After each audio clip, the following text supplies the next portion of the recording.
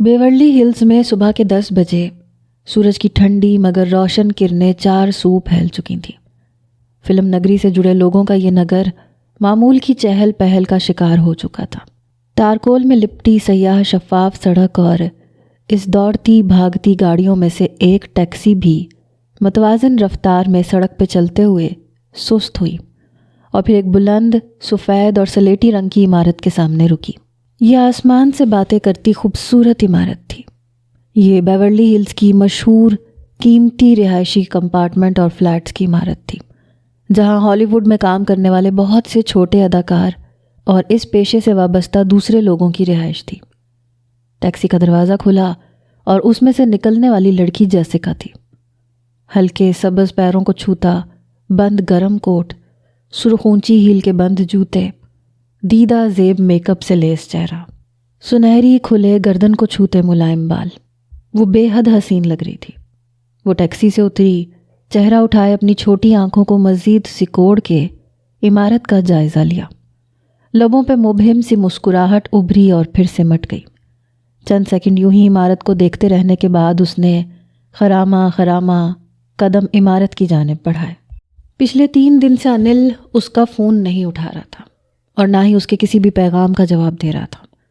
وہ جانتی تھی کہ وہ اپنے راز کے یوں فاش ہو جانے پہ گھبرا گیا ہے اور اس کے رد عمل کے ڈر سے اب اس کا فون نہیں اٹھا رہا۔ انل کا پتہ معلوم کرنا اب اس کی کافی معلومات کے بعد کوئی مشکل کام نہیں تھا۔ تھوڑی سی جد و جہد کے بعد وہ دنوں میں ہی اس کا رہائشی فلیٹ تلاش کرنے میں کامیاب ہو چکی تھی۔ اب وہ عمارت کی لفٹ میں کھڑی تھی۔ لفٹ کے بند ہوتے ہی اس نے سرعت سے اوپری کوٹ اتارا، بیگ میں سے موبائل نکال کے جلدی سے اپنے چہرے کو دیکھا، بالوں کو درست کیا۔ کوٹ کے نیچے وہ ڈھیلی سی سفید ٹی شرٹ کے نیچے جینز پہنے ہوئے تھی۔ لفٹ تیسری منزل پہ رکی۔ یہاں لمبی راہداری میں دائیں بائیں تھوڑے تھوڑے فاصلے میں خوبصورت کمپارٹمنٹس تھے۔ ارد گرد دیکھتی وہ مطلوبہ کمپارٹمنٹ کے سامنے رکی اور پھر لجاجت کی لالی چہرے پہ سجائے گھنٹی پہ ہاتھ رکھ دیا۔ یہ انل کا کمپارٹمنٹ تھا، اتنا مہنگا کمپارٹمنٹ۔ آخر کو وہ اتنے بڑے فلم اسٹار کا پی اے تھا۔ یہ کمپارٹمنٹ اور بیورلی ہلز میں رہائش، وہ سب کچھ افورڈ کر سکتا تھا۔ وہ اس کے بارے میں بچی کھچی معلومات بھی اکٹھی کر چکی تھی۔ وہ لبوں کو آپس میں ملاتی اور کبھی مبہم سی مسکراتی، منتظر نگاہیں دروازے پہ جمائے ہوئے تھی۔ انل کی عمارت نے اس کو متاثر ضرور کیا تھا، لیکن یہ بات سچ تھی کہ اس کی خفیہ محبت نے اس کا دل جیت لیا تھا۔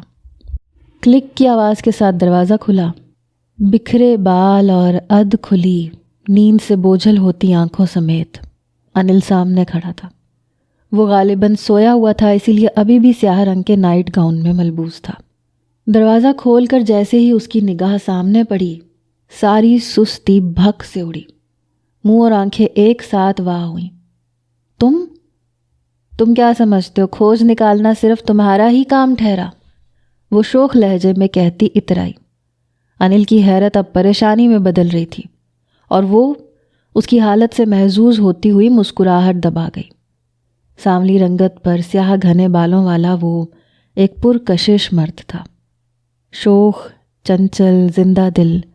وہ بالکل اس کے مزاج کے مطابق شخصیت کا مالک تھا۔ اندر آنے کے لیے نہیں کہو گے؟ آؤ۔ وہ گڑبڑا کے راستے سے ہٹا، چہرے پہ ہوائیاں تھیں۔ اب وہ پتہ نہیں کیا کچھ پوچھے گی اور وہ کیا جواب دے گا۔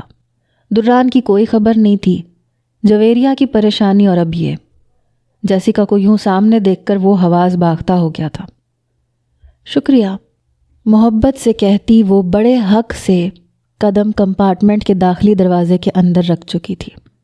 گہرے بھورے رنگ کا لکڑی کا فرش، کشادہ اور قیمتی فرنیچر سے لیس لاؤنج، اوپن کچن اور ہر سجاوٹی چیز کی خوبصورتی انل کی بہترین اور شائستہ ذوق کی عکاس تھی۔ بہت اچھا ہے گھر، متاثر ہوئی ہوں میں۔ وہ ستائشی نگاہوں کو گھماتی ہوئی چہک کر اس کی طرف مڑی، جو اس کے انداز کو دیکھ کر الجھا ہوا تھا۔ اس کی سوچ کے مطابق تو ابھی تک جیسیکا کو غصے میں اس کے سر میں کچھ مار دینا چاہیے تھا، لیکن یہ کیا؟ وہ تو کچھ مختلف رد عمل ظاہر کر رہی تھی۔ جیسیکا اس کے فلیٹ کی تعریف کرنے کے بعد اب سوالیہ نظروں سے اس کی جانب دیکھ رہی تھی۔ شکریہ، بیٹھو۔ انل نے خجل ہوتے ہوئے بکھرے بالوں میں ہاتھ پھیرا، پھر اس کو بیٹھنے کا اشارہ کرتا ہوا خود بھی تذبذب کی حالت میں سامنے کے صوفے پہ براجمان ہوا۔ وقت سرک رہا تھا اور وہ صوفے پر خاموش بیٹھی تھی۔ انل اس کے بالکل سامنے پریشان بیٹھا اس کے بولنے کا منتظر تھا۔ چند لمحوں کی چھائی گہری خاموشی کو جیسیکا نے ہی توڑا۔ میں ہرگز یہ نہیں پوچھوں گی کہ تم میرا فون کیوں نہیں اٹھا رہے ہو اور میرے پیغام کا جواب کیوں نہیں دے رہے ہو، کیونکہ میں سمجھ سکتی ہوں تم پہ کیا گزر رہی ہوگی۔ وہ شرماتے ہوئے ٹھہر ٹھہر کر لفظوں کی ادائیگی کرتی اسے مزید پریشان کر گئی۔ سمجھ سے سب باہر تھا۔ دوران کی مرضی کے خلاف وہ ایک لفظ بھی جیسیکا کو نہیں بتا سکتا تھا۔ تھوک نگل کر بے تکان لفظوں سے تمہید باندھی، جیسی میں تمہیں بس بتانے والا تھا۔ کچھ مت بولو، تم نے بولنے کے لیے کچھ چھوڑا ہی نہیں ہے۔ مطلب میں حیران ہوں کہ کوئی کسی سے اتنا پیار کیسے کر سکتا ہے، مطلب کوئی میرے ساتھ اتنا پیار کیسے کر سکتا ہے، وہ گرم جوشی سے کہتی گلال ہوئی۔ انل نے منہ کھولے ہونکوں کی طرح اس کی طرف دیکھا۔ پیار؟ دماغ میں اس لفظ کے دھماکے ہوئے۔ او خیر، وہ کیا سمجھ بیٹھی تھی؟ یہاں تو سارا معاملہ ہی الٹ گیا تھا۔ میں اتنی خوش قسمت ہوں گی، مجھے اس بات کا یقین نہیں ہو رہا ہے۔ اس دن سے پاؤں زمین پر نہیں اتر رہے۔ میں تمہارے منہ سے سننا چاہتی ہوں سب۔ تم نے مجھے کہاں دیکھا؟ کب مجھ سے اتنی محبت ہوئی؟ سب جاننا ہے مجھے۔ وہ ایک ہی سانس میں اتنا کچھ بول گئی۔ انل نے سٹ پٹا کر ہاتھ ہوا میں کھڑا کیا۔ 1 منٹ، روبوٹ کی مانند ایک جھٹکے سے وہ صوفے پہ سے اٹھا اور تیز تیز قدم اٹھاتا کمرے کی طرف بڑھ گیا۔ کمرے میں داخل ہوتے ہی فون کی طرف لپکا اور بیڈ سائیڈ میز پہ سے فون اٹھا کر اجلت میں دران کا نمبر ملایا۔ نمبر ہنوز بند تھا۔ اس نے پریشانی میں بالوں کو مٹھی میں جکڑا۔ اب اس کو کیا کہوں، سمجھ سے باہر ہے۔ وہ نچلے لب کو بے چینی سے کچل رہا تھا جب دروازے پہ دستک ہوئی۔ جیسیکا اسے پکار رہی تھی۔ موبائل کو ہاتھ میں پکڑے اجلت میں آگے بڑھا۔ جیسے ہی دروازہ کھولا اس سے ٹکراتے ہوئے بچا۔ وہ شاید کمرے میں داخل ہونے والی تھی۔ اس کی یہ ساری جرت اس کی غلط فہمی کی وجہ سے تھی۔ وہ انل کو اپنا کوئی خفیہ چاہنے والا سمجھ بیٹھی تھی۔ کیا ہوا انل؟ میں تم سے ناراض تو نہیں ہوں، تم اتنا کیوں گھبرائے ہوئے ہو؟ میں کچھ نہیں کہوں گی تمہیں۔ بھویں اکٹھی کیے وہ انل سے اس کی گھبراہٹ کی وجہ دریافت کر رہی تھی۔ میں دراصل میری طبیعت ٹھیک نہیں ہے۔ جھٹ سے جھوٹ کا سہارا لیا اور صورت پہ معصومیت طاری کرتے ہوئے ماتھے پہ آئے پسینے کو صاف کیا۔ جیسیکا سے نگاہیں چرا کر قدم پھر سے لاؤنج کی طرف بڑھا دیے۔ جھوٹ بولنے سے اسے نفرت تھی، لیکن دوران کی خاطر آج وہ یہ بھی کر گزرا تھا۔ او، کیا ہوا تمہاری طبیعت کو؟ تم نے بتایا کیوں نہیں مجھے؟ تمہیں تو بہت پسینہ بھی آ رہا ہے۔ وہ ایک دم پریشانی سے آگے بڑھی اور ایک ہی جسٹ میں انل کے صوفے کے قریب آ گئی جہاں وہ بیٹھ رہا تھا۔ وہ پریشان سی صورت لیے انل کے بہت قریب بیٹھ گئی۔ انل اس کے یوں پاس آ کے بیٹھنے پہ اور بھونچکا گیا۔ سمجھ میں نہیں آ رہا تھا کہ اس کے اس طرح کے رد عمل پر کیا رد عمل ظاہر کرے۔ انل، تمہیں ڈاکٹر کے پاس جانا چاہیے۔ ڈاکٹر؟ ہاں، گیا تھا میں رات کو، میڈیسن بھی لی ہے میں نے۔ ایک ہی سانس میں 3 جملوں کا اگلا جھوٹ بولا۔ اچھا، تو پھر میں تمہارے لیے کچھ بنا دیتی ہوں، ناشتہ بنا دیتی ہوں۔ نہیں، وہ میں کر چکا ہوں۔ پھر سے جھوٹ۔ ایک جھوٹ کو چھپانے کے لیے بہت سے جھوٹ۔ اس کی جان پر بن گئی تھی۔ چلو پھر میں سوپ بنا دیتی ہوں۔ میں سوپ بہت اچھا بناتی ہوں، تم پیو گے تو تمہیں آرام ملے گا۔ وہ چہک کر گویا ہوئی اور جھٹ سے اپنی جگہ سے اٹھی اور بازو میں پہنے اسپرنگ بریسلٹ سے کھلے بالوں کو پونی میں قید کیا۔ وہ گڑبڑا کر اس کے پیچھے ہی صوفے پہ سے اٹھا۔ اس سے پہلے کہ وہ کچھ بول کے منع کرتا، جیسیکا بے تکلفی سے کچن کی طرف بڑھ گئی۔ کچن میں ایک طرف کھڑے فریج کو کھولا اور مطلوبہ چیزوں کے لیے نگاہیں گھمانے لگی۔ چیزوں کی موجودگی پر مطمئن ہو کر جیسے ہی واپس پلٹی، بمشکل انل سے ٹکراتے ہوئے بچی، جو ماتھے پہ ہاتھ رکھے کھڑا تھا۔ تم بیٹھو، میں خود تلاش کر لوں گی سب، بیٹھو جا کے آرام کرو، لاڈ سے کہتی ہوئی وہ مسکائی۔ انل نے گہری سانس خارج کی اور لاؤنج کی طرف پلٹا۔ وہ مسکراتی ہوئی تیزی سے سوپ کی تیاری میں مگن ہو گئی۔ لاؤنج میں بیٹھ کر بھی وہ بار بار جیسیکا کی طرف دیکھ رہا تھا، جو بہت بڑی غلط فہمی کا شکار اس کے لیے کھانا تیار کر رہی تھی۔ پیار اور وہ، اس لفظ کو فراموش کیے تو کتنے سال بیت گئے تھے۔ جیسیکا کے ساتھ وہ جو بھی فلرٹ کرتا رہا تھا، وہ سب دران کے کہنے پہ تھا۔ تب وہ سب ایک کھیل کی طرح تھا، بنا کچھ محسوس کیے وہ کرتا گیا۔ لیکن آج جیسیکا کا یوں شرمانا اور خیال کرنا، بے شک یہ سب پریشان کن تھا، لیکن برا نہیں لگ رہا تھا۔ اس نے صوفے سے پشت تکائی اور گہری سانس خارج کرتے ہوئے جیب میں سے موبائل نکالا، دران کا نمبر ڈائل کیا اور کان سے لگاتے ہی منہ بسور کے واپس صوفے پہ پٹک دیا۔ دران نے اسے اتنا بے وقت کیوں کر دیا تھا؟ جویریہ کو تلاش کرنے میں وہ ہر وقت اس کے ساتھ رہنا چاہتا تھا۔ بے چینی سے چھت کو گھورتے ہوئے وہ ایک بار پھر سے الجھ گیا۔ ہوش تب آیا جب مسکراتی ہوئی جیسیکا ٹرالی سجائے اس کے پاس آ کر کھڑی ہوئی، ٹرالی پہ بھاپ اڑاتا سوپ اور جیسیکا کی اپنائیت بھری مسکان۔ پل بھر میں ہی وہ اس کی محبت کا جواب محبت میں دینے کا فیصلہ کر گیا۔ اب جب تک دران کی واپسی نہیں ہوتی، اسے اسی رویے کے ساتھ کام چلانا تھا۔ وہ گہری نیند سے جاگی تو کسل مندی سے بوجھل ہوتی آنکھیں کھولیں۔ نرم تکیے میں اس کا سر تقریباً دھنسا ہوا تھا۔ دوا کا اثر اور تھکن سے چور جسم کو کمفرٹر اوڑھنے کے بعد کب نیند آئی پتہ نہیں چلا۔ اس کمرے میں دران کی موجودگی کا احساس ایک سایہ دار درخت سے کم نہیں تھا۔ لاکھ وہ اس پر برہم، لاکھ نالاں تھی، لیکن وہ اس کا سب کچھ تھا، اس کا سب سے قریبی رشتہ۔ دران کی محبت پہ چاہے ابھی دل کو مکمل یقین آنے میں وقت درکار تھا، لیکن اس کی اپنائیت اور اس کے مخلص ہونے پہ کوئی شک نہیں تھا۔ اتنے گھنٹوں کی جاگی وہ یوں بے خبر سوئی اور اب جا کے آنکھ کھلی۔ چند سیکنڈ یہ یاد کرنے میں لگے کہ وہ کہاں ہے۔ اس نے کمفرٹر کو چہرے پہ سے ہٹایا اور گردن کو اوپر اٹھا کر کمرے کا جائزہ لیا۔ کمرہ بہت بڑا تھا اور 2 حصوں میں بٹا ہوا تھا۔ اس کے والے حصے میں جہاں جہازی سائز بیڈ لگا تھا، اس وقت مکمل تاریکی تھی، جبکہ دران جہاں صوفے پہ بیٹھا تھا وہاں لیمپ اور لیپ ٹاپ کی روشنی تھی۔ لیپ ٹاپ میز پہ کھلا تھا اور وہ خود صوفے پہ سمٹ کے سو رہا تھا۔ یہاں امریکہ جیسی سردی تو نہیں تھی، ہاں البتہ رات کے اس پہر خنکی بہت حد تک بڑھ چکی تھی۔ وہ بنا کسی کمفرٹر اور کمبل کے سمٹ کے سو رہا تھا۔ ضرور اسے سردی لگ رہی ہوگی۔ اسی فکر کے زیر اثر سب کچھ بھلائے وہ آہستگی سے کمفرٹر کو خود پہ سے اتارتی اپنی جگہ سے اٹھی، شال کو کندھوں کے گرد لپیٹا اور ننگے پاؤں ٹھنڈے فرش پہ چلتی وہاں تک آئی جہاں وہ بے خبر سو رہا تھا۔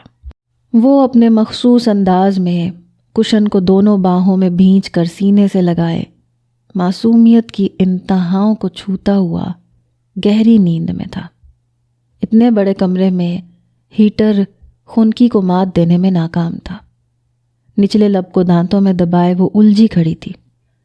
کیا اسے اٹھانا چاہیے کہ اٹھے اور جا کے بیڈ پہ سو جائے، یا پھر کمفرٹر لا کے اسے اڑا دوں؟ اس نے اسی سوچ کی کشمکش میں قدم آگے بڑھائے تو تھم گئی۔ لیپ ٹاپ پر روشن اسکرین پر جگمگاتی تصویر اس کی تمام تر توجہ اپنی جانب مبذول کر چکی تھی۔ یہ اس کی اور دران کی ریسیپشن کی تصویر تھی۔ دران نے اس کی کمر کے گرد بازو حائل کر رکھا تھا۔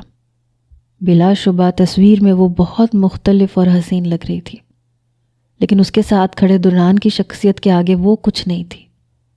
جھوٹی مسکراہٹ سجائے ہوئے بھی وہ دنیا کا حسین ترین مرد لگ رہا تھا۔ وہ یوں ہی یک ٹک تصویر پہ نگاہیں جمائے کھڑی رہی جب دران کے اچانک آنے والی آواز پہ چونک کے نگاہیں گھمائی۔ کیا ہوا؟ اتنی سردی میں یہاں کیوں کھڑی ہو؟ وہ نیند سے بوجھل آنکھوں کو بمشکل کھولے پیشانی پہ بل ڈالتا اس سے سوال کر رہا تھا۔ شاید سردی کے باعث ہی اس کی آنکھ کھلی تھی اور جویریہ کو یوں کھڑے دیکھ کے حیرت سے اٹھ بیٹھا۔ بیڈ پہ چلے جائے، جویریہ کی جھجکتی آواز ابھری۔ وہ پاس پڑا ہڈ اٹھا کر پہن رہا تھا۔ اس کی بات پر بازو آستین میں ہی تھم گئے۔ چہرہ اوپر اٹھائے وارفتگی سے دیکھا۔ اس کی ناراضگی میں بھی خالص بیویوں والی فکر پہ پیار آ گیا تھا۔ فکر میں تھوڑا رد و بدل ہو سکتا ہے کیا؟ جویریہ نے ناسمجھی سے دیکھا۔ وہ مسکراہٹ کو دباتا چمکتی آنکھوں میں شرارت سے موئے دیکھ رہا تھا۔ بیڈ پہ چلے جائیں کے بجائے یہ جملہ بیڈ پہ آ جائیں بھی تو ہو سکتا ہے۔ دران کے شریر سے جملے کے پیچھے چھپے معنی پر وہ نہ چاہتے ہوئے بھی جھینپ گئی۔ بمشکل دل کی بے ترتیب دھڑکنوں کو سنبھالا۔ یہ دران ہی تھا؟ ذہن نے دل کو جھنجھوڑ کر حیرت سے سوال کیا۔ مجھے نماز ادا کرنی ہے، سٹپٹا کے نگاہیں چرائیں اور بات ہی بدل دی۔ دران خفیف سا کہا لگاتا اپنی جگہ سے اٹھا تو بالکل اس کے مقابل کھڑا تھا۔ یہاں جائے نماز تو نہیں ہوگا؟ جائے نماز کی جگہ کوئی دھلی چادر بھی تو ہو سکتی ہے۔ فوراً حل پیش کیا۔ رات کے 3 بج رہے تھے۔ اچانک خیال آیا آنکھ کھلنے کا سبب کیا تھا۔ اسے تہجد ادا کرنی تھی۔ چادر۔ دران نے اپنی کمر کے دونوں اطراف میں ہاتھ دھر کر نگاہوں کو متلاشی ارد گرد گھمایا۔ ڈریسنگ پر نگاہ جا کر تھم گئی۔ ڈریسنگ روم کی الماری میں شاید کچھ مل جائے۔ وہ بات کرنے کے دوران ہی ڈریسنگ روم کی طرف بڑھ گیا۔ واپس پلٹا تو ہاتھ میں ایک عدد چادر تھی۔ جویریہ نے آہستگی سے چادر کو اس کے ہاتھ سے لیا اور کچھ دور کاؤچ پر رکھتے آگے بڑھ گئی۔ وضو کر کے واپس آئی تو وہ پھر سے لیپ ٹاپ پہ مصروف تھا۔ نماز پڑھنے کے بعد بیڈ پہ جانے کے بجائے بے سبب اور بے اختیار وہ اس کے صوفے کے پاس آ کر کھڑی ہوئی۔ آج جس لڑکی نے میرا میک اپ کیا تھا وہ ریڈ شوز مجھ سے اتروا لیے تھے۔ خاموش کمرے میں ایک دم سے اس کی آواز گونجی تو دران جو لیپ ٹاپ پہ انگلیاں چلاتا مگن تھا چونک کے رکا، سر اٹھا کے اوپر دیکھا۔ کوئی بات نہیں، ان میں ٹریکر نصب ہے، ٹریک کر لیں گے شوز کو، سنجیدگی سے جواب دیا اور پھر سے لیپ ٹاپ اسکرین پر نگاہیں جما دی۔ دران کی اس لاپرواہی پر اسے خود ہی غصہ آ گیا۔ آخر کو کیا ضرورت تھی آ کے یوں بات کرنے اور فکر ظاہر کرنے کی؟ سنو، دران کی آواز پہ وہ پلٹتے پلٹتے تھم گئی۔ سوالیہ مگر حد درجہ بے اعتنائی سے دیکھا۔ تم ناراض ہو؟ دران نے بھویں اچکائے فکر مندی سے سوال کیا۔ نہیں، ناراض تو اپنوں سے ہوا جاتا ہے۔ جویریہ کے برجستہ جواب پر اس کے چہرے کا رنگ بدلا ہی تھا کہ وہ سپاٹ لہجے میں مزید وضاحت کر گئی۔ اور اپنے کبھی آپ کو چارہ نہیں بنایا کرتے۔ اس کی باتیں ہمیشہ سے ہی دل پہ لگتی تھیں۔ دران گہری سانس خارج کرتا ہوا اپنی جگہ سے اٹھا، اس کے مقابل آ کے کھڑا ہوا۔ وہ ناک پھلائے خفا کھڑی تھی، چہرے کے گرد شال اب بھی نماز کی صورت لپیٹی تھی۔ مانتا ہوں میں نے جو بھی کیا وہ سب کرنے کے بعد تمہیں مجھ سے ایسے ہی بیہیو کرنا چاہیے، لیکن یقین کرو میں مجبور تھا۔ تم سے محبت ہو جانا ایک بے اختیار عمل تھا جس کو میں ایجنسی کے سامنے ظاہر نہیں کر سکتا تھا۔ ندامت بھرے لہجے میں صفائی دی۔ کبھی ایک بات کو دوسری دفعہ نہ دہرانے والا آج اس عورت کو بار بار صفائی دے رہا تھا۔ وہ سچ میں دل کے ہاتھوں مجبور تھا۔ آپ مجھے اس بارے میں آگاہ بھی تو کر سکتے تھے، مجھے اعتماد میں لے سکتے تھے، میں کبھی آپ کو انکار نہ کرتی۔ بتانے کی بھی اجازت نہیں تھی، آپ ان سے چھپ کے مجھے بتا دیتے۔ مطلب تم کہہ رہی ہو کہ میں ان سے جھوٹ بولتا؟ دران نے بھویں اچکائے ہلکی سی مسکراہٹ کے ساتھ سوال کیا۔ وہ ایک دم سے اور غصے میں آ گئی۔ ایسا کب کہا میں نے؟ ابھی تھوڑی دیر پہلے اچھا جھوٹ بولنے سے اتنا گھبراتے ہیں لیکن دھوکہ دینے سے بالکل بھی نہیں گھبراتے. ترکی بترکی جواب دیتی وہ اپنے جملوں کو بنا تولے بولے گئی. دوران کے لبوں سے مسکراہٹ ایک دم سے غائب ہوئی. گھبرایا تھا، بہت گھبرایا تھا. آہستگی سے کہتا وہ بے ساختہ اس کے پرنم چہرے کو اپنے دونوں ہاتھوں میں تھامے قریب کیا. جویریہ اس کی اس وارفتگی پر پھر سے مجسم کی طرح تھم گئی. رویا بھی تھا، زندگی میں پہلی بار رویا تھا. جویریہ کی آنکھوں میں جھانکتے ہوئے نم لہجے میں کہتا وہ اپنا چہرہ اس کے چہرے کے اور قریب کر چکا تھا، اتنا قریب کہ دونوں کی پیشانی ایک دوسرے سے ملی. تمہیں کھونے کی سوچ جب بھی ذہن میں آتی تھی تو دل کے بند ہونے جیسا احساس ہوتا تھا. انگوٹھے کی پور سے اس کے دائیں گال کو محبت سے سہلاتا وہ لفظ لفظ اپنے جذبات اسے بتا رہا تھا. تم بہت خاص ہو میرے لیے، وہ ہو جس نے میری روح کے زخموں کو بھر دیا، میرے اندر کی تلخی کو موم کر دیا، میری کڑواہٹ کو مٹھاس بنا دیا. لہجے میں انتہا کی خماری اود آئی. نگاہیں نرماہٹ سے اس کے چہرے کا طواف کر رہی تھیں اور ہاتھوں کی انگلیاں اب اس کے چہرے کے ہر نقش کو چھو رہی تھیں. دوران، آپ اللہ سے اتنے دور کیوں ہیں؟ خاموشی میں اچانک اس کا سوال گونجا تو دوران کا انگوٹھا اس کے گال پہ سرکتا وہیں رک گیا. چہرے پہ چھائی بے خودی اور خماری پل بھر میں غائب ہوئی. وہ بڑے حق سے سوال کیے اب جواب کے لیے منتظر کھڑی تھی. گہری خاموشی تھی. 1 2 3 سیکنڈ. میں اللہ کے قریب جانے کے قابل کہاں ہوں؟ سرد لہجہ فضا میں گونجا. جویریہ کے چہرے کو ہاتھوں کی گرفت سے آزاد کرتا وہ پیچھے ہوا اور لب بھینچے تیزی سے واپس پلٹا اور واپس لیپ ٹاپ کے سامنے جا کے بیٹھ گیا. اللہ نے اپنے قریب آنے کے لیے کوئی اصول نہیں بنائے. وہ سب کی سنتا ہے، سب کو معاف کرتا ہے. آپ نے ایسا کیا گناہ کر دیا کہ خود کو اس کے قابل نہیں سمجھتے؟ وہ رعب سے اگلا سوال کرتی وہیں جمی کھڑی تھی. دوران نے ضبط سے آنکھیں بند کیں اور پھر کھولیں. میں نے گناہ نہیں کیا، میں سراپا گناہ ہوں، سنجیدگی سے مگر بے دلی سے جواب دیا. وہ نگاہیں اب لیپ ٹاپ پہ جمائے ہوئے تھا. مطلب وہ جان چھوڑنے والوں میں سے نہیں تھی. دوران نے پیشانی پر الجھن کی لکیریں رقم کی اور جھٹکے سے چہرہ موڑ کر اس کی طرف دیکھا. مطلب جان لو گی تو یہ جو ناراضگی ہے نفرت میں بدل جائے گی اور 1 منٹ سے پہلے مجھے چھوڑ دو گی. دوران نے سپاٹ لہجے میں الجھا سا جواب دیا. وہ سرعت سے آگے بڑھی اور اس کے سامنے کھلے لیپ ٹاپ کو بند کر دیا. دوران نے ناگواری سے اس کی طرف دیکھا تو وہ آنکھوں میں جھانکتی غصے سے گویا ہوئی. آپ بار بار یہ جھوٹ کیوں بولتے ہیں کہ آپ کو مجھ سے محبت ہے؟ اگر محبت ہے تو خود کو 7 پردوں میں کیوں چھپائے رکھتے ہیں؟ دوران نے ضبط سے لب بھینچ لیے. برداشت جواب دے چکی تھی. وہ دانت پیستے ہوئے گویا ہوا. میں جھوٹ نہیں بولتا، میں محبت کرتا ہوں تم سے، خود سے بھی زیادہ.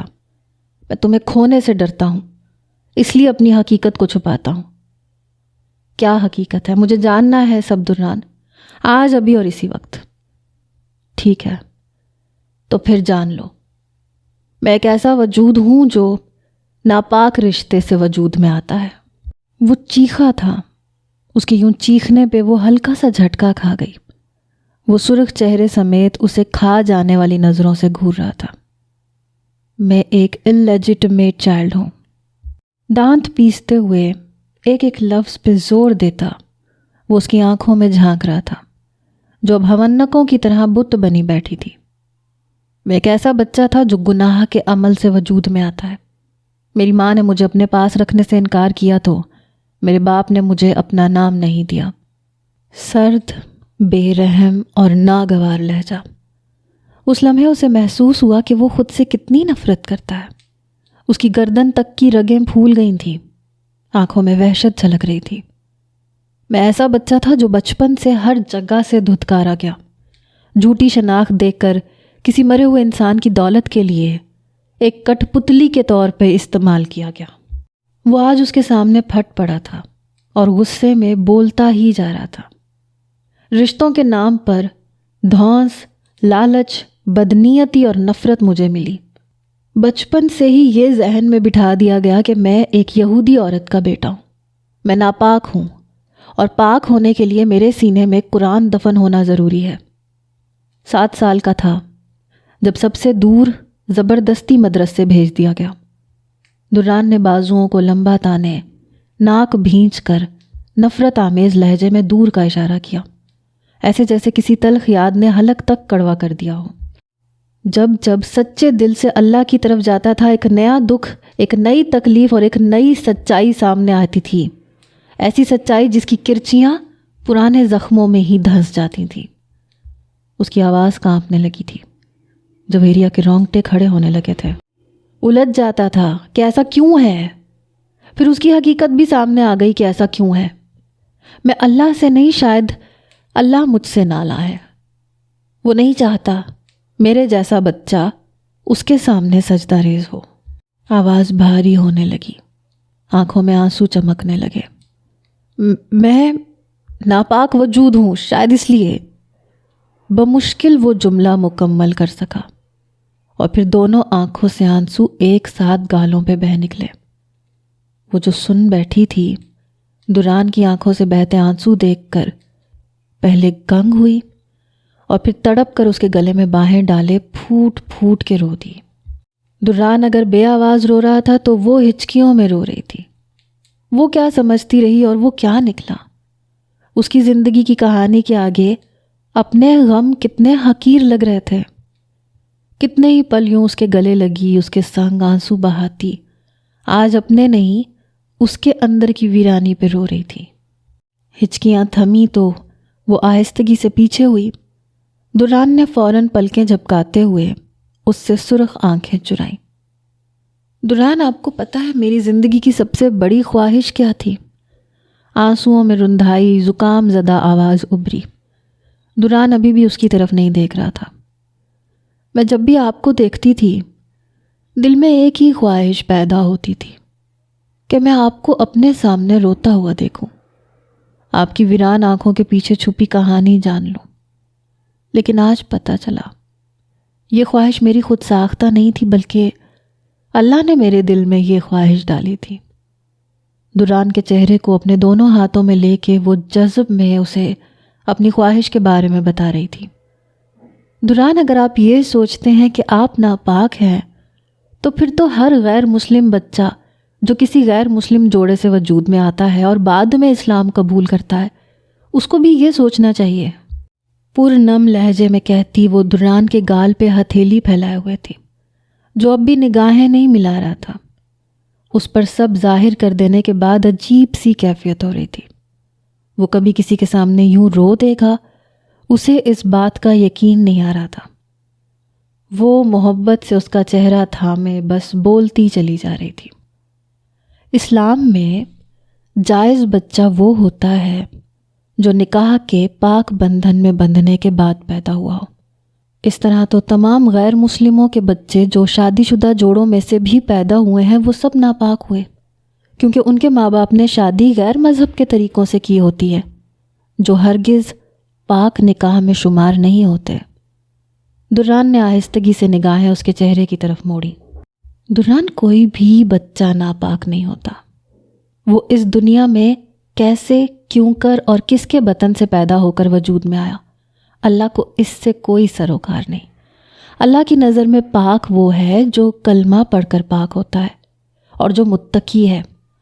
وہ تو بھولے بسرے لوٹ آنے والوں کو دھتکارتا نہیں ہے، وہ تو برسوں کے غافلوں کو بھولتا نہیں ہے۔ وہ بہت رحیم ہے۔ ہم سب اس کی مرضی سے اس دنیا میں آئے ہیں۔ وہ چاہے تو بطن میں ہی ہماری سانسیں چھین لے۔ اس نے کسی کو بے سبب اور ناپاک پیدا نہیں کیا۔ دران حیرت سے اس کے پاکیزہ چہرے کو دیکھ رہا تھا۔ اس کا لفظ لفظ پھوار تھا، ٹھنڈی پھوار، نرم پھوار۔ اللہ پاک نے قرآن پاک میں واضح الفاظ میں لکھا ہے کہ اے لوگو، ہم نے تمہیں مرد اور عورت سے پیدا فرمایا اور ہم نے تمہیں قوموں اور قبیلوں میں تقسیم کیا تاکہ تم ایک دوسرے کو پہچان سکو۔ بے شک اللہ کے نزدیک تم میں باعزت وہ ہے جو تم میں زیادہ پرہیزگار ہو۔ بے شک اللہ خوب جاننے والا، خوب خبر رکھنے والا ہے۔ وہ روانی سے کہتی اس کے پور پور میں سکون اتار رہی تھی۔ وہ اس کا سکون تھی، روح میں اترتا سکون۔ اللہ نے کہیں نہیں لکھا کہ کسی گناہ کے سبب پیدا ہونے والے بچے ناپاک ہیں اور ان کے والدین کے گناہ کی سزا ان کو بھگتنا ہوگی۔ اور آپ نے یہ کیسے سوچ لیا کہ میں یہ سچ جان کر آپ کو چھوڑ دوں گی؟ جویریہ کی نم آنکھوں میں پل بھر کو شکوہ جھلکا۔ دران تو بس یک ٹک اسے دیکھ رہا تھا۔ میرے دل میں آپ کی محبت ڈالنے والے کی نظر میں جب آپ کی یہ سچائی کوئی معنی نہیں رکھتی تو میں کون ہوتی ہوں؟ آپ کو جنتی یا جہنمی قرار دینے والی، پاک یا ناپاک کہنے والی؟ وہ پھر سے رو پڑی تھی۔ میرے اللہ اور نبی کے بعد جس سے بے پناہ محبت کا حق مجھے حاصل ہے، آپ میرے وہ ہیں۔ حق جتاتی وہ دنیا کی حسین ترین عورت اس کی زندگی تھی، اس کی بہت اپنی۔ آپ کی اس سچائی نے مجھے آپ سے دور نہیں کیا بلکہ اور قریب کر دیا ہے۔ جو شخص اللہ سے اتنی محبت کرتا ہو کہ خود کو ناپاک سمجھ کے اس کے آگے سجدہ کرنے سے گھبراتا ہو، جسے اپنے سجدے سے اللہ کے ناراض ہونے کا خوف ہو، جس نے اتنی شہرت اور دولت کے باوجود کبھی کوئی ناجائز کام نہ کیا ہو، جو وقت کے فرعون کو جان سے مار دینے کے لیے اپنی جان، اپنی عزت داؤ پہ لگا دینے والا ہو، مجھے اس باسل کی بیوی ہونے پہ فخر ہے۔ وہ اس کا سکون بھی تھی، دل کو آج محسوس ہو رہا تھا۔ اس کا لفظ لفظ سچ تھا، حق تھا۔ وہ اس کی آنکھیں کھول رہی تھی، اس کے دل کا میل دھو رہی تھی۔ مجھے آپ کی محبت ہونے پہ فخر ہے، مجھے آپ کے ساتھ پہ فخر ہے۔ دران کا ہاتھ تھامے وہ قریب ہوئی اور اب کی بار پرسکون ہو کر اس کے گلے سے لگ گئی۔ ہاں، محبت کے جواب میں محبت روح کے زخموں کا مرہم ہے۔ جس طرح جسمانی زخم کی احتیاط اور خیال سے دیکھ بھال کرنے والا کوئی اپنا ہو تو زخم جلدی بھر جاتے ہیں، بالکل اسی طرح روح اور دل پر لگے زخموں کو بھی کسی کی محبت اور چاہت بہت جلد بھر دیتی ہے۔ اس کے زخم کو بھی اس کے سینے سے لگی یہ لڑکی پل بھر میں ہی بھرنے میں کامیاب ہو گئی تھی۔ دل کی تکلیف ختم ہو چکی تھی۔ دران نے چہرہ اس کی گردن کے قریب، اس کی کان کی لو کے پاس کیا۔ فجر کی نماز ادا کریں۔ دران کی مدھم سی سرگوشی تھی۔ وہ خوشی اور حیرت کے ملے جلے تاثر سے پیچھے ہوئی۔ وہ پرسکون چہرے کے ساتھ بیٹھا تھا۔ بارش کے بعد دھلے آسمان جیسی نرماہٹ اور پاکیزگی اس کے چہرے کا حصار کیے ہوئے تھی۔ زویریہ نے نم آنکھوں اور مبہم سی مسکراہٹ سمیت سر اسبات میں ہلا دیا۔ اسفند ناک بھینچے تیز تیز قدم اٹھاتا دروازے تک پہنچا اور ایک جھٹکے سے دروازہ کھول دیا۔ سامنے کنز ہی کھڑی تھی۔ نوین کی اس حرکت کے بعد 3 ماہ کے اندر اندر کنز نوین سے طلاق لینے میں کامیاب ہو چکی تھی۔ آپ نے یہ بہت غلط کیا بھابھی، ایسے نہیں کرنا چاہیے تھا، اتنی سی غلطی کی اتنی بڑی سزا۔ اسفند نے حیرت اور غصے کے ملے جلے تاثرات چہرے پہ سجائے کنز سے کہا، جو نوین سے طلاق لینے کے بعد اب اس کے فلیٹ میں واپس آئی تھی۔ وہ تب سے یہیں رہائش رکھے ہوئے تھی اور اسفند کی بہت کوششوں کے باوجود وہ نوین سے طلاق لے چکی تھی۔ میں نے جو کیا بالکل ٹھیک کیا، تم کچھ نہیں جانتے اس کے بارے میں۔ کیا نہیں جانتا میں؟ پلیز بتائیں مجھے جاننا ہے۔ ایسا کیا ہے جو آپ ہر بات میں مجھے یہ کہہ کے چپ کروا دیتی ہیں کہ تم کچھ نہیں جانتے؟ اسفند نے جھنجھلا کے اس کے بڑھتے ہوئے قدم روکے۔ وہ سٹ پٹا کے رکی، خاموشی سے اس کی طرف دیکھنے لگی۔ بولیں اب، چپ کیوں ہیں؟ نوین بھائی اتنی محبت کرتے ہیں آپ سے، سب کچھ آپ کے لیے کر رہے ہیں، اور کیا ہے جو نہیں جانتا میں؟ وہ منشیات فروش ہے۔ کنز کے سپاٹ لہجے میں کہے گئے جملے پہ اسفند کی زبان کو بریک لگی، آنکھیں پوری کھل گئیں۔ کیا؟ ہاں، درست سنا تم نے، کیفے کی آڑ میں وہ ڈرگز اسمگلنگ کرتا ہے۔ کنز نے سپاٹ لہجے میں اپنی بات کی وضاحت دی۔ اسفند تو منہ کھولے حیران کھڑا تھا۔ کتنے ہی پل خاموشی نکل گئی۔ میں نے اسے بہت سمجھایا، بہت روکا، لیکن وہ اس دلدل میں آگے سے آگے چلتا گیا، اور اب تو وہ مکمل طور پر اس دلدل میں دھنس چکا ہے۔ وہ روحان سے لہجے میں مزید وضاحت کر رہی تھی۔ نوین کی واپسی اس کی موت ہے، اور اس کے ساتھ رہنا اب میری موت ہے۔ وہ رو دی اور ایک دم بپھر کے اسفند کا گریبان تھام لیا۔ تمہیں کیا لگتا ہے میں اس سے محبت نہیں کرتی؟ غصے سے سوال کرتی وہ اسفند کی آنکھوں میں جھانک رہی تھی۔ میں اس سے بہت محبت کرتی ہوں، پھوٹ پھوٹ کر روتی وہ اسفند کے سینے سے جا لگی۔ وہ جو نوین کے بارے میں اتنے بڑے انکشاف پر دنگ کھڑا تھا، کنز کے یوں اچانک گلے لگ جانے پہ سٹ پٹا گیا، لیکن اس وقت وہ جس صورتحال سے گزر رہی تھی اسے واقعی سہارے کی ضرورت تھی۔ کنز بے تحاشا ہچکیوں میں روتے ہوئے اس کے گلے لگی تھی۔ وہ اپنی مرضی سے نوین سے الگ ہو کر بھی ماتم کنا تھی۔ اسفند نے جھجکتے ہوئے آہستگی سے اس کے سر پہ ہاتھ پھیرا۔ انداز حوصلہ دینے والا تھا۔ وہ ایک ایسی لڑکی تھی جو پوری دنیا میں تنہا رہ گئی تھی۔ ایک نوین تھا جسے کل تک وہ اپنی کل کائنات مانتی تھی، لیکن حالات نے ایسا پلٹا کھایا کہ وہ تنہا رہ گئی۔ چند پل یوں ہی گزرے۔ اس کا رونا تھما تو اسے احساس ہوا وہ اس وقت کس حالت میں ہے۔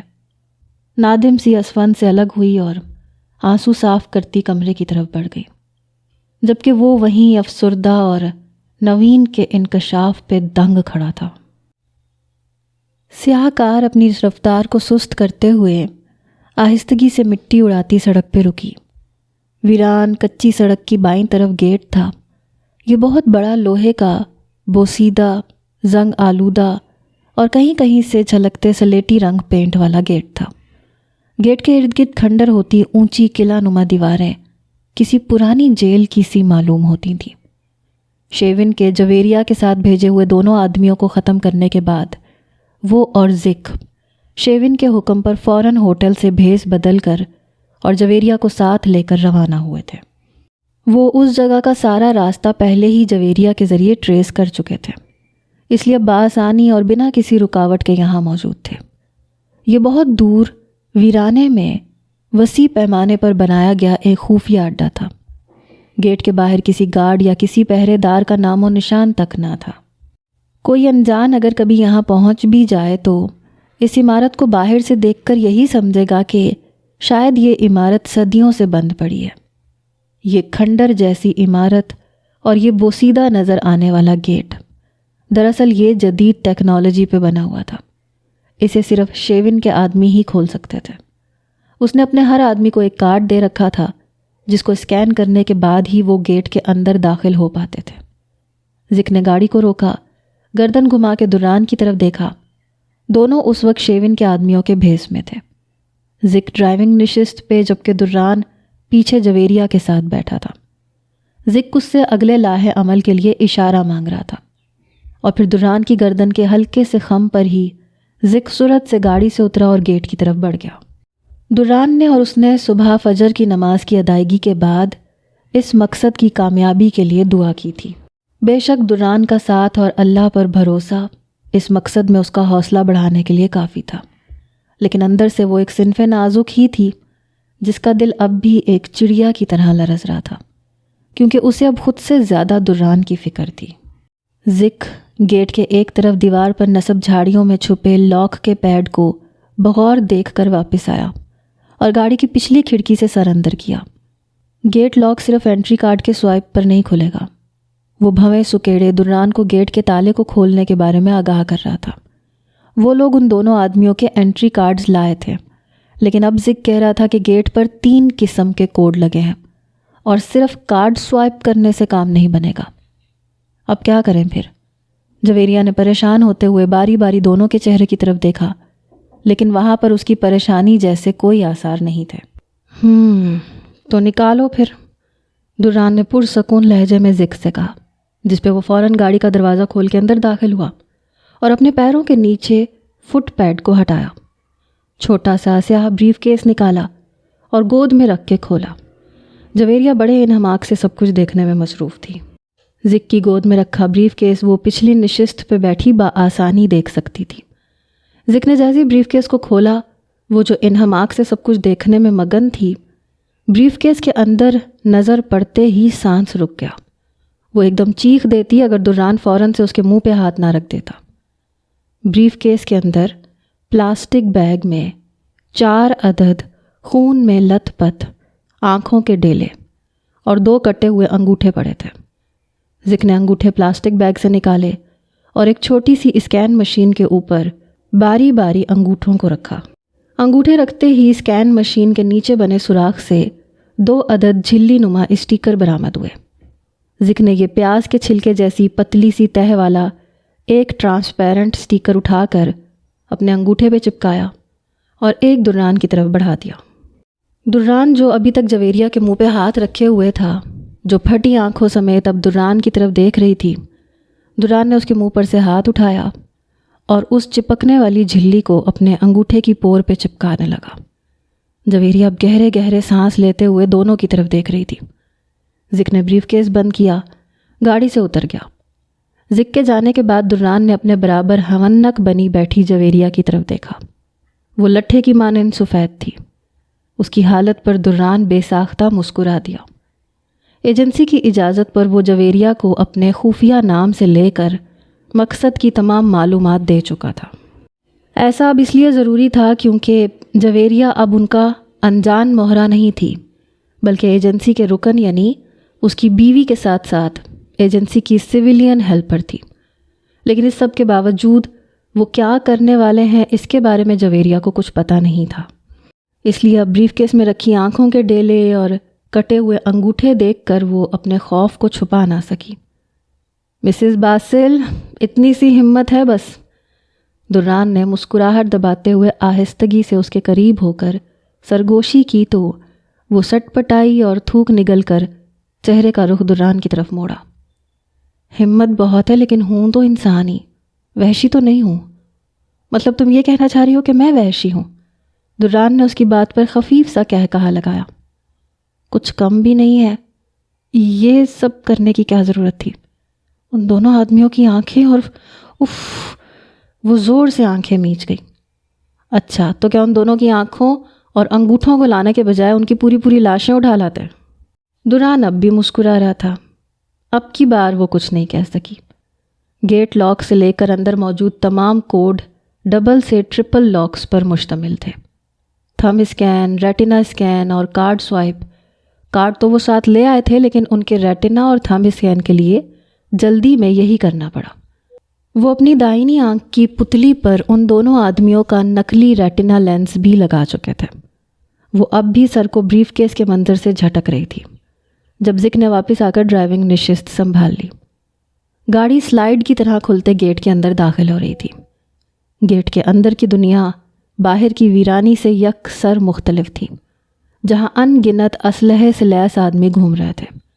قطار در قطار ہزاروں کی تعداد میں لگی گاڑیوں میں ان کی اندر داخل ہوتی گاڑی کی طرف کوئی متوجہ نہیں تھا۔ پریشان مت ہونا، ابھی ہم تم سے الگ ہو جائیں گے، لیکن ہم یہیں پہ ہیں۔ ہمارے سارے کام پورے ہونے تک تمہیں شیون کو الجھائے رکھنا ہے۔ دران اس کی طرف دیکھے بنا اسے سمجھا رہا تھا۔ وہ کنکھیوں سے گاڑی کے شیشوں کے پار جائزہ لینے میں مصروف تھا۔ میں کیسے الجھائے رکھوں گی اسے؟ دران، آپ نے مجھے کہا تھا آپ یہاں میرے ساتھ ہوں گے۔ دران کی بات پہ وہ گھبرا گئی۔ یہاں داخل ہونے سے پہلے تک کی ہمت اور اب کی ہمت میں زمین آسمان کا فرق آ چکا تھا۔ گھبراؤ مت، میں ساتھ ہی ہوں گا، تمہیں کچھ نہیں ہوگا۔ چلو اترو اب۔ جویریہ کو اترنے کا حکم دیتا وہ خود بھی گاڑی سے نیچے اترا۔ زک نے پیسوں سے بھرا بریف کیس دران کو تھمایا۔ دران نے جویریہ کے بازو کو پکڑا اور آگے بڑھنے لگا۔ وہ لوگ ابھی چند قدم ہی آگے بڑھے تھے جب 2 سیاہ فام تیز تیز قدم اٹھاتے ہوئے ان کی طرف بڑھے۔ ان کو ایسے بڑھتا دیکھ کر دران نے اس کے بازو پر دباؤ ڈالے رکنے کو کہا۔ وہ اندر تک لرز گئی تھی۔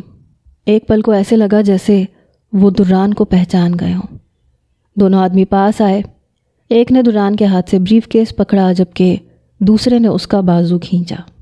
وہ جھٹکا کھا کر آگے بڑھتی بھی بار بار پیچھے مڑ کے دیکھ رہی تھی۔